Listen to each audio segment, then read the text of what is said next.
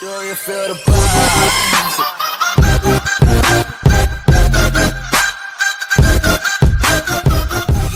Hello everybody. Today I want to discuss about chapter 2, that is matter around us pure? So let us revise this chapter in briefly.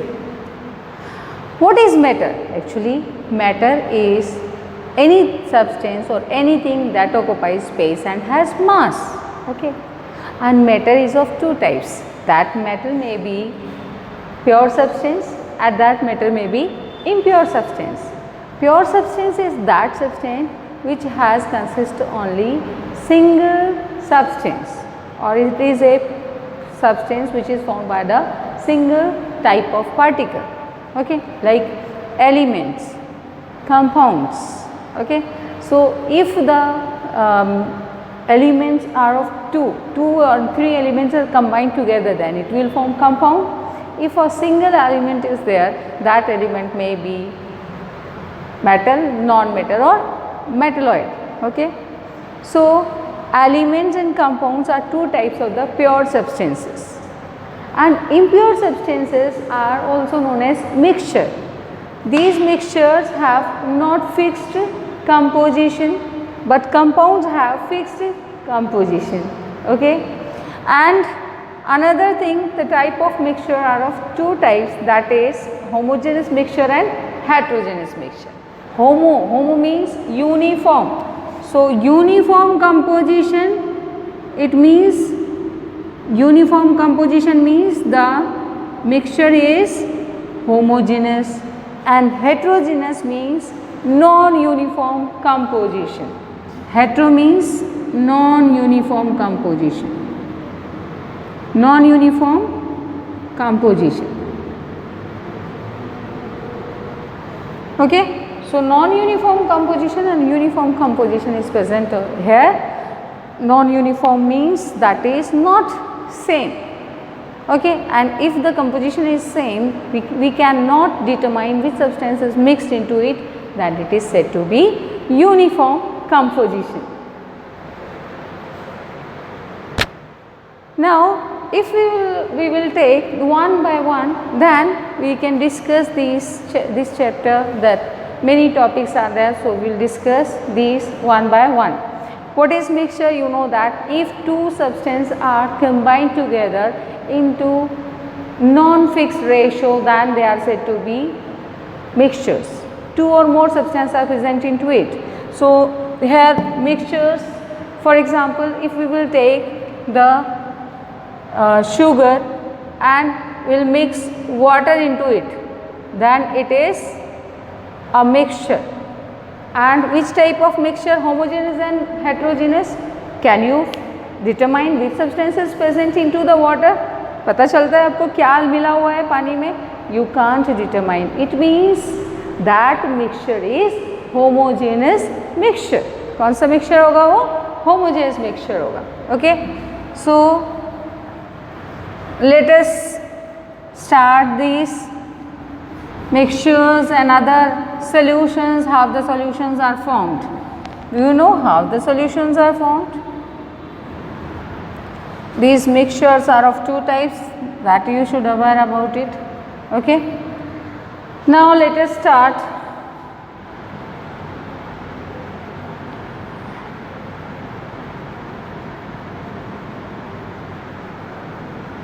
Pure matter, okay, that is pure matter, that is in form of element and mixture.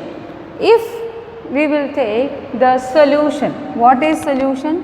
Actually solution is formed by the mixture of solvent and solute. Solvent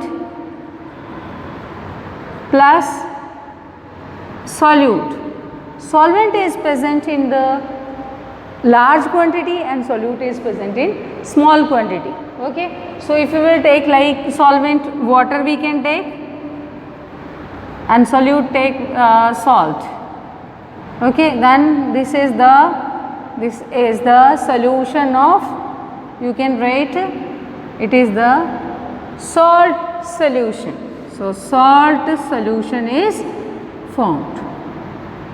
Salt solution is formed. So this is half the solution is formed by the mixing of solvent and solute. Solvent is every time is in large quantity and solute is in small quantity. Okay, that solute and solvent may be solid, liquid or gas. Now metals, you know that what are metals? Metals have ductile, they are lustrous, shining property. Okay, and elements you can take. What are elements? Elements are formed by the substances that cannot be divided further, or that cannot be divided into the simpler substances. Okay, so elements are, you know, that iron, gold, copper, aluminium, zinc, these are the elements. That elements may be metals, that elements may be non-metals, and that elements may be metalloid also. Okay. So what is solution? Do you know that? What is solution? I have already told you, solution is formed by the mixture of solute and solvent. Okay. Now have you heard about the alloys? What type of mixtures are there? Alloys are formed by the mixture of metals and non-metals. They may be formed by the mixing of metals and non-metals also, and metals and one non-metal and another is non-metal, like that, two metals, non-metals. So these are the two or more, these are the alloys are the mixtures of two or more metals or non-metals, okay, and cannot be separated into their components. We can't separate them into their components. Got it? But they are said to be considered as mixture. Why? Because their constituent shows their properties. Okay, they are formed by the constituent composition. For example, you can take the brass. Brass is the mixture of zinc and copper. Okay, so zinc and copper are mixed together and it will form brass. So brass is an alloy. Brass is an alloy. Okay, it is formed by the mixture of zinc and copper. Okay, so it is the alloy. How much percentage will be there? Copper, 70% of copper and 30% of zinc is combined. Okay, and it will form the brass. Bronze is also a mixture. Okay, bronze, solder. So these are the alloys. Okay, so you should learn then what are the alloys, how these are formed. Like stainless steel is an also alloy. It is the alloy of iron, copper, chromium. Okay, not iron will be there, nickel is there, iron, nickel is there. Okay, sometimes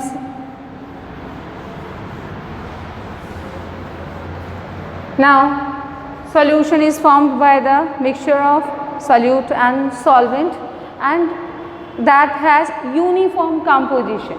The solution has uniform composition, so it has some properties that you can learn them, like solution of alcohol and iodine. It is also known as tincture iodine. Tincture iodine. Tincture iodine. Okay. Tincture iodine is formed by the mixture of alcohol and iodine. So it is the solution of alcohol and iodine, that is tincture of iodine. Okay, tincture of iodine has solid iodine and that is solute, and alcohol is in liquid, that is in solvent form. Okay, so you can take the example of also this aerated drinks, these are also solution. Okay, sugar in water, salt in water, that is in solution. Another, air is the mixture of gases. Okay, so air is homogeneous mixture of gases. We can't determine which gas is present into it. Main constituent of air is nitrogen and oxygen. Now what are the properties of solution? So I have told you that solution is homogeneous mixture. We can't determine this mixture is which substance is present in this mixture. For example, the sugar solution and salt solution, दोनों आपके सामने रख दे, तो what happens? Can you identify कि which mixture is this? You can't identify until you can taste. Without taste आपको पता नहीं चलेगा कि mixture किसका है. So that is homogeneous, uniform composition है आपके पास. Second, अब the particles are small in size, so solution में क्या होता है? The path is not visible. बहुत छोटे होते हैं particles, so जब light पास करेगी तो light will be not scattered और path है वो visible नहीं होगा. जैसे आपने यहाँ sugar solution ले लिया, यहाँ light you have take the torch light दिया, तो ये solution को pass नहीं करेगी. Why? Because the particles are very small in size. बड़े होंगे size तो क्या होगा? Light will scattered, फैल जाएगी and the path is visible. But small particles हैं तो path visible नहीं होगा. Then solute particles cannot be separated by the mixture by the process of filtration. हम mixture को, हम solution को filter करके क्या कर सकते हैं? अलग कर सकते हैं? नहीं कर सकते. Why? Because the particles are very small in size. और जब आप filter करोगे तो particles will also, जो sugar particles है या salt particles है, they are very small in size, तो वो भी आपके filter हो जाएंगे. तो we cannot separate them by the filtration method. कौन सा आप करोगे? आप have you seen that if you are keeping the sugar solution, they are settled down at the bottom, नीचे bottom में बैठेंगे? No, settle down नहीं होंगे. Okay, now there will be a formula, mass by mass percentage or volume by volume percentage. Okay, so if the numerical will came, then you can easily do it. One question is here, a solution contain 40 gram of common salt. So what is given? What is given? First you will write the given. A solution contain 40 gram of common salt in 320 gram of water.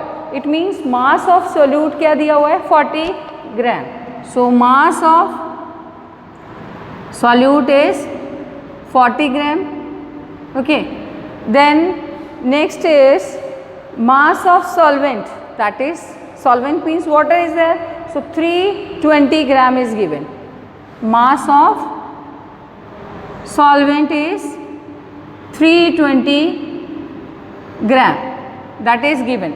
These are the given. First you will write the given, what is given in the question. So a solution of 40 gram of solution contains 40 gram of common salt. It means common salt क्या है? Solute है.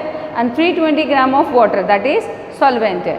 Now calculate the concentration terms by mass percentage of the solution.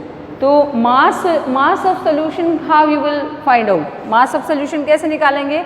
Mass of solution मैंने आपको बताया, how you will find out? By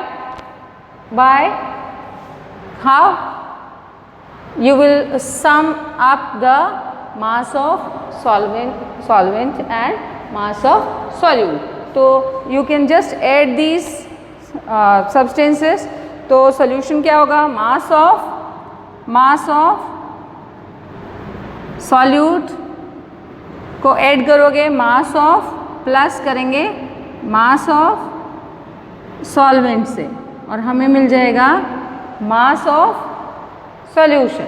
ठीक है. solution का mass कैसे मिलेगा? जब हम दोनों mass solute का, mass of solvent को दोनों को प्लस करेंगे, ऐड करेंगे. तो एडिशन करेंगे, put the value. Mass of solute कितना है? दिस इज 40 प्लस 320 ग्राम. ठीक है. ये आप वैल्यू पुट करोगे, देन क्या आएगा आपका? 360 ग्राम क्या आ गया? Mass of solution. अब फॉर्मूला क्या है आपका? मास परसेंटेज ऑफ सॉल्यूशन का फॉर्मूला क्या है? मैंने आप लोगों को बताया था, mass of solute upon mass of solution into 100. ठीक है. तो लिखोगे mass percentage of solution, mass percentage of solution, you will write the formula and put the value. Mass percentage of solution equals to mass of solute upon mass of solvent into 100. Okay, so you will put the value over there. mass of solute कितना है आपका, solute कितना है देखो, see 40 gram upon mass of solvent है 320 into 100. Okay, 0 से 0 गया आपका. नाउ 2 5 जा 10, 2 1 जा 2 6 जा 12. नाउ अनदर 5 8 जा 40. तो 8 अपॉन 16, 8 1 जा 8, 8 2 जा 16. Okay, so that percentage, mass percentage will come, that will be that 2 5 ja 10. It will be wrong. Let us do again. We will write the mass of solute, that is 40 gram. Okay, after that question, sorry, here 360 is given, 320 is given na? हाँ, correct, 320 is given. Now what we will do, mass of solvent नहीं, mass of solution will write here, mass of solution. That's why our answer is wrong. Okay, mass of solute upon mass of solution into 100. Okay, so mass of solute is 40, mass of solution is 360 into 100. 0 0 गया. Okay, now 2 1 जा and 2 8 जा 2 5 ja. Okay, now here it can cut or not. Let's see, 200 upon 18. You can cut it with 2 also. 2 9 ja 18, 2 1 ja, so 9 1 ja 9, 1.1 gram will come. That, sorry, percentage will come. Okay, because mass percentage of solution will find out. So 1.1, 11.1 percentage will coming. Okay, so you can write here also that 11.1 percentage, that is mass percentage of solution. Okay, so now what is suspension? Suspension is heterogeneous mixture. For example, if you will take water and mix that chalk powder, or we can mix the that soil, sand, we can mix sand. So what happen, if you will keep it for undisturbed for 1 hour, 2 hour, what will happen? It will be settled down at the bottom of the beaker. Okay, so it means it is an suspension. Suspension में हमें नज़र आ रहा है, it is an heterogeneous mixture. Heterogeneous mixture means non uniform composition है. Okay, तो heterogeneous mixture है suspension. इसमें जो सॉल्यूट पार्टिकल्स हैं that are not dissolve, solute particles dissolve नहीं होंगे, they will settle down at the bottom. We will keep it undisturb for an hour, for 5 hour, for 1 day, you can just keep it. तो क्या होगा, नीचे settle down हो जाएंगे. तो suspension इस टाइप के पार्टिकल्स है. तो what are the properties of suspension? तो सस्पेंशन हेट्रोजेनियस मिक्सचर है, first property. Second, the particles of suspension can be seen with naked eye, आँखों से नज़र आते हैं आपको, so they can be seen with naked eye. Then the particles of suspension scatter the beam of light. Particles हैं उस थोड़े little bit more larger in size है, तो light will be fall on it into it and it will scatter the light and that path becomes visible. Path visible हो जाएगा. Now जो solute particles हैं, they will settle down in the suspension when we will keep the suspension undisturbed for a day or for 4 hours, for 5 hours, that they are settled down. Why? Because the suspension breaks and that it does not, if we will just undisturb it, आप हिला देंगे तो suspension will be move here and there. ठीक है, तो आपको नज़र आएंगे पार्टिकल्स, यू कैन सी, दिख जाएगा आपको कि पार्टिकल्स हैं, दे will settle down at the bottom. तो ये है आपका suspension. Now next is colloidal solution. अब ये क्या है, types of different concentration of solution बता दिया मैंने आपको, जो ये है, ठीक है। देन सॉल्यूशन बता दिया, व्हाट इज सॉल्यूशन, सॉल्यूशन क्या होता है, सॉल्यूट एंड सॉल्वेंट को मिक्स करके बनेगा सॉल्यूशन। सस्पेंशन भी किससे बनेगा, सॉल्यूट एंड सॉल्वेंट से मिक्स होके बनेगा। बट सस्पेंशन जो है वो कैसा मिक्सचर है, देखो मैंने अभी let us right this, let us write the homogeneous and heterogeneous. So what type of homogeneous and heterogeneous are there, so you can write, देखो two types के mixtures हैं, mixtures are of two types, कौन से, homogeneous mixture and heterogeneous mixture, okay. So if you will write here two types are there, homogeneous mixture and heterogeneous mixture, homogeneous and heterogeneous mixture. Heterogeneous mixture is non-uniform composition. It means ये heterogeneous mixture कौन से होंगे, that is suspension. Suspension क्या है, heterogeneous mixture है।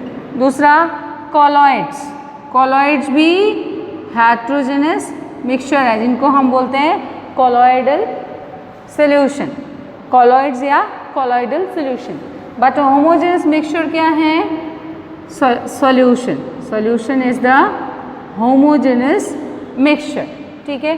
तो heterogeneous mixture में suspension and colloids आएंगे, कोलॉइड पार्टिकल्स हैं, इनको हम कोलॉइडल सब्सटेंस भी बोलते हैं। तो आप थर्ड लेंगे कोलॉइडल सॉल्यूशन, कोलॉइडल सॉल्यूशन आ गया, जो कोलॉइडल सॉल्यूशंस हैं, कोलॉइड्स बोलते हैं इनको हम, या लिख सकते हो आप, sometimes you can see that colloidal solution.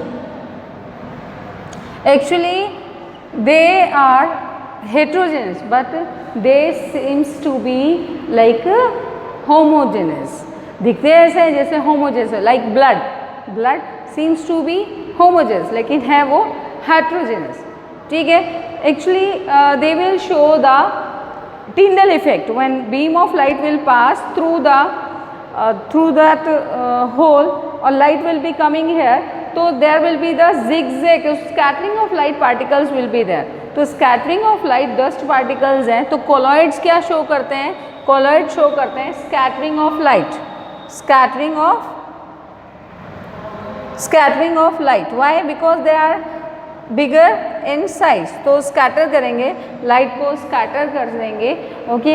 So that is known as Tyndall effect. Scattering होगी लाइट की, जैसे मान लीजिए विंडो है, विंडो से थोड़ा सा अंदर क्या आ रही है, सनलाइट, तो सनलाइट आपको दिखाई देगी, सनलाइट में आपको छोटे छोटे पार्टिकल्स मूव करते हुए नजर आएंगे, तो वो ये पार्टिकल्स हैं वो मूव करेंगे, तो वो पार्टिकल्स क्या करेंगे, वो लाइट को स्कैटर कर देंगे, आपका लाइट का पाथ नज़र आएगा, तो लाइट के पाथ को स्कैटर कर देंगे वो। सो that is scattering of light is the Tyndall effect, okay. और ब्रोनियन मूवमेंट क्या है, zigzag movement of the substance, जैसे ये जिगजैग मूवमेंट है, ऐसे मूव कर रहे हैं पार्टिकल्स, तो that is Brownian motion, okay. So scattering of light कहाँ नज़र आती है, कॉलॉइड्स में ही नज़र आती है, ओके। एंड अगर आप बात करें टिंडल इफेक्ट की, वाटर में डालें, ठीक है, और दूसरा मिल्क लें, तो कौन टिंडल इफेक्ट शो करेगा, वाटर शो करेगा क्या, नो, वाटर में स्कैटरिंग नहीं होगी, ये सॉल्यूशन है। लेकिन अगर आप किस को लोगे, मिल्क को लोगे, तो मिल्क में स्कैटरिंग ऑफ लाइट नज़र आएगी और पाथ विजिबल होगा, इसका मतलब मिल्क क्या है, कॉलॉइड है।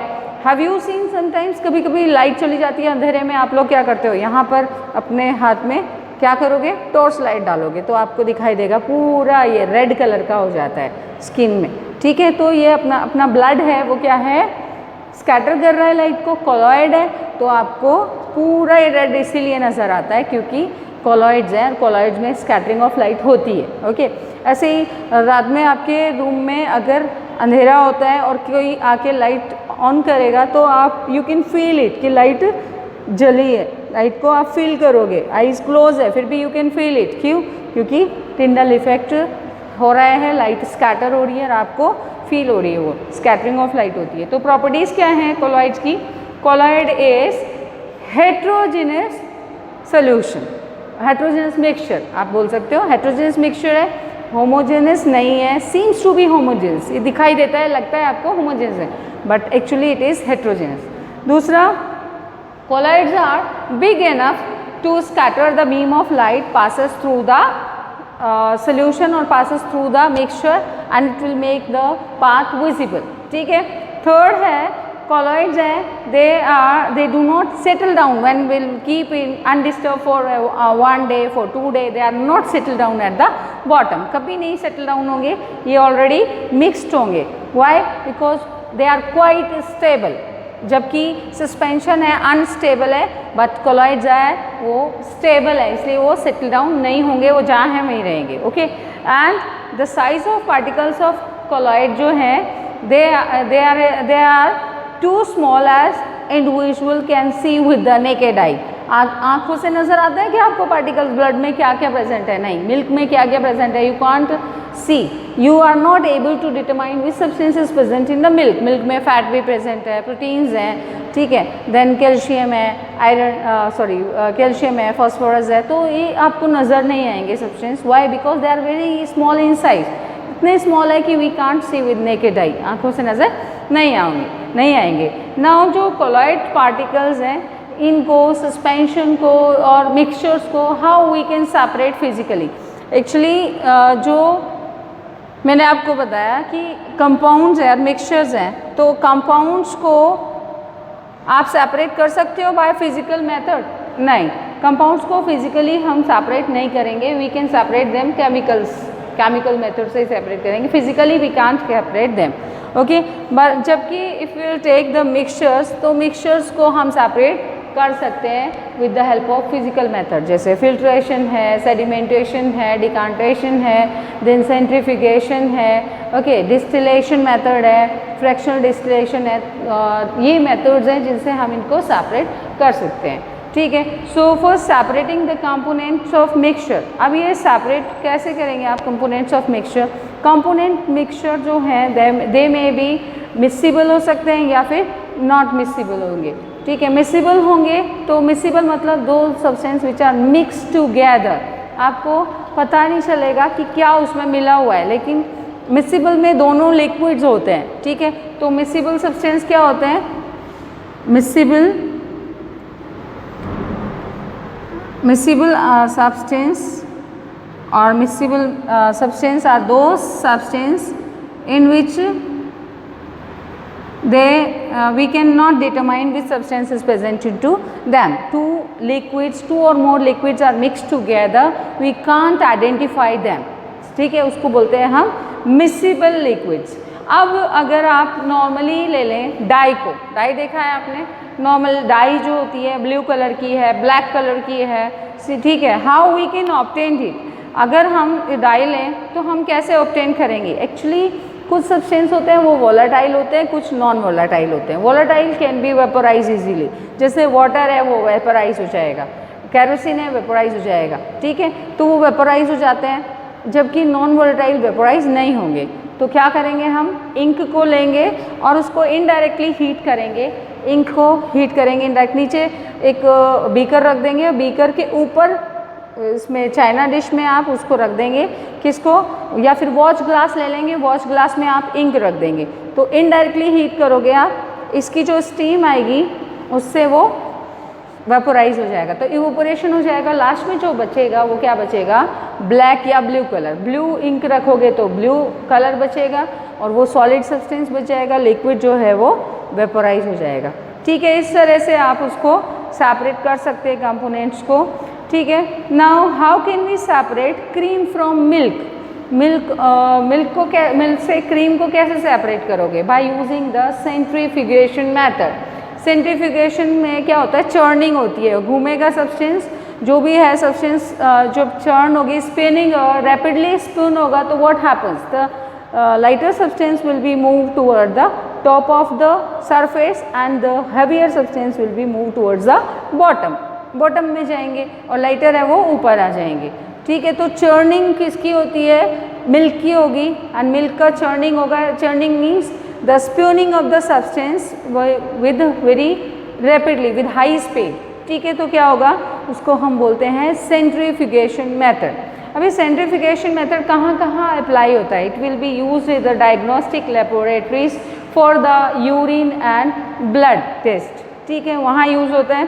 देन डेयरीज में होगा to separate cream from milk, ठीक है, then butter from milk, then it is use in the washing machine also to squeeze the clothes को स्क्वीज करने के लिए वॉशिंग मशीन में भी यूज़ होता है ये सेंट्रीफिकेशन मेथड। दूसरा है how can we separate mixture of two immiscible liquids. अब देखो मैंने बोला मिसिबल और immiscible, immiscible and miscible two substance होते हैं। Miscible means which are mixed together, two or more liquids are mixed together, then we can't identify which substances, which liquid is mixed into it, ठीक है। immiscible में that two or more liquids are mixed together but they are not mixed overall, means we can see the layer easily, we can identify the layers।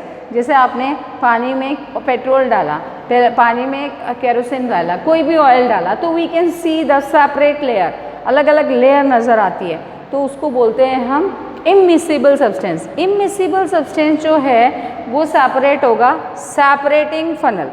कैसे separate होगा? Bye using the separating funnel, ठीक है, separating funnel से use होगा ये। तो separating funnel मैंने आपको पढ़ाया था, लास्ट वीडियो देख लेना, सेपरेटिंग फनल से कैसे इसको हम सेपरेट करेंगे, ठीक है। अभी मैं जस्ट ब्रीफली समझा रही हूँ आप लोगों को। सेपरेटिंग फनल में हम क्या डालेंगे? वो इमिसिबल सब्सटेंस डालेंगे और नीचे एक बीकर रख लेंगे। जैसे ही हम स्टॉपकॉक को ऑन करेंगे तो वो लिक्विड आना शुरू हो जाएगा। तो जैसे ही नीचे कौन सा लिक्विड होगा? अल्कोहल होगा या फिर वाटर होगा, सॉरी वाटर होगा, ऊपर कौन होगा? ऑयल होगा। तो क्या होगा? वो सब्सटेंस जैसे ही नीचे आएगा, वाटर पूरा आ जाएगा, तो we will just stop the cock, बंद कर देंगे। तो इसका जो नेक्स्ट लेयर है वो दूसरे बीकर में ले लेंगे। तो इस तरह से we can identify the layers. Layers हमें नज़र आती है और we can just separate them by using the separating funnel. तो सेपरेटिंग फनल कहाँ यूज़ होती है? To separate the oil and water. दूसरा it is used in the extraction of ores.